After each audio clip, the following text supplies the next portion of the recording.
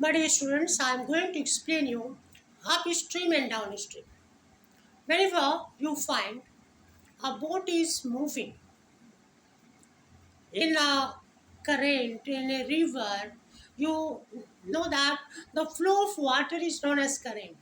It is also known as a stream. So, the direction in which the water flows is the direction of the current or the direction of the stream. In the same direction, if the boat is moving, then you find it is called downstream.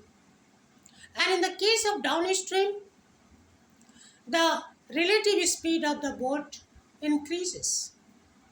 So in that case, the speed of the current, that is the speed of the rate of flow of water or the speed of the stream plus the speed of the boat, both are added and it becomes the relative speed of the boat. So it will be more. And just oppositely, if the direction of the boat and the direction of the current both are in opposite directions, both are going in opposite directions, in that case, the relative speed of the boat decreases. So in that case, we subtract from the speed of the steamer minus the speed of the current.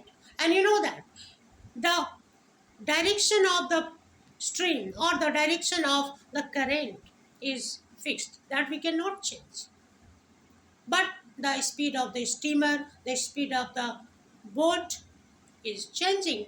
That's why when we are finding the relative speed in the upward direction, upward stream, in that case, speed of the boat minus speed of the current we will find. And in downward stream, it will be added. So speed of the boat plus speed of the current, both will be in the same direction. In the same direction when they are going, that is called downstream. And oppositely, in opposite direction they are going, that is called upstream. Thank you. If you like, please share and subscribe.